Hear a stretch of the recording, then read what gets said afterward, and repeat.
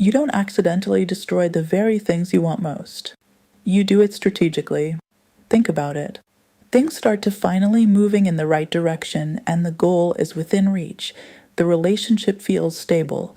The project is gaining momentum, and then out of nowhere, you say something reckless, procrastinate at the worst time, pick a fight and miss the opportunity. Then you sit there thinking, why did I do that? That's not an accident. And it's not because you're broken, stupid, or cursed. There's actual psychology behind why you keep doing this. So let's talk about why your brain is actively working against you. Your brain isn't trying to make you successful. It's not even trying to make you happy. Your brain has one job, and that job is to keep you alive. That's it. Your brain is in survival mode every day. And here's the problem with that. Your brain thinks familiar equals safe and new equals danger.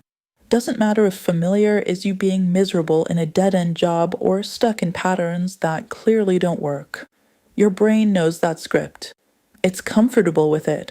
You're alive, right? Mission accomplished. But success?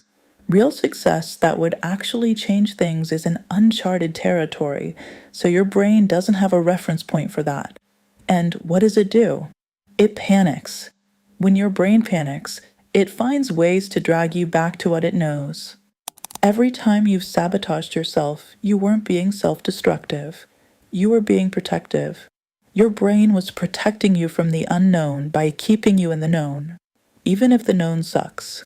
In this video, we're breaking down why your mind sometimes works against your own success and why the moment things start going well is often the moment you become your own biggest obstacle.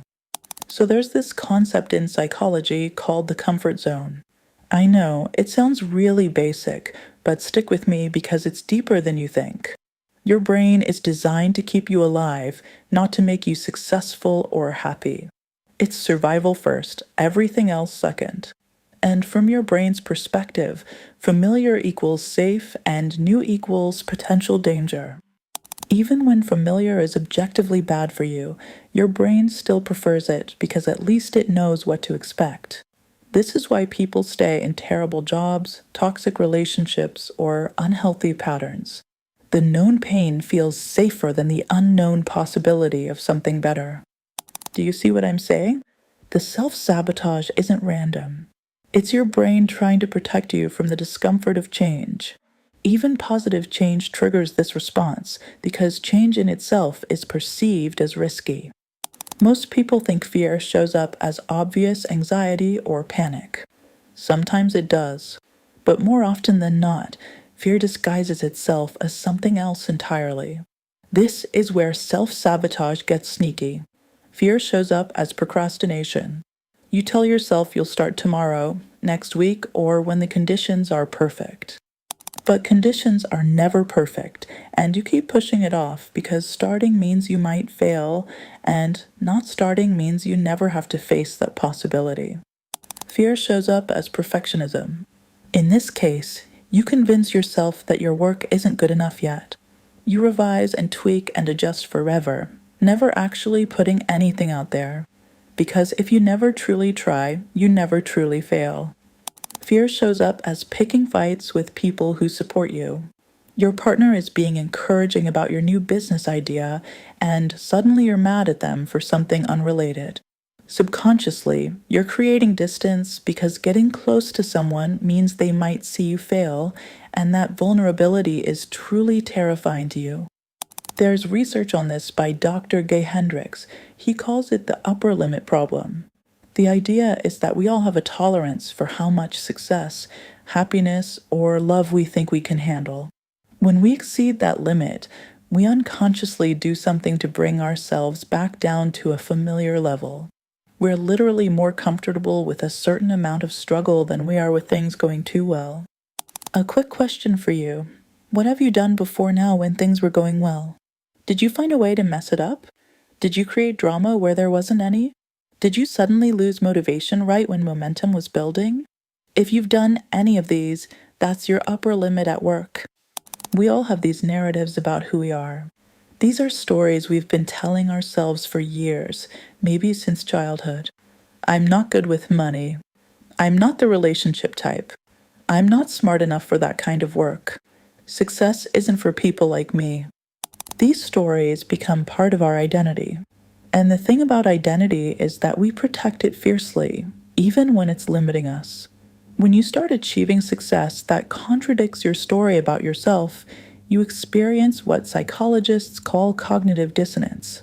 That's the uncomfortable feeling you get when your actions don't match your beliefs. And your brain hates that feeling. It will do whatever it takes to resolve it. So, what happens? Instead of updating your story to match your new reality, you sabotage your success to match your old story. You prove yourself right about who you think you are, even if you think you are as someone who doesn't deserve good things. I'm not making this up. There are actual studies on this. People who lose weight often gain it back not because of willpower or diet issues, but because being thin doesn't match their identity as someone who struggles with weight.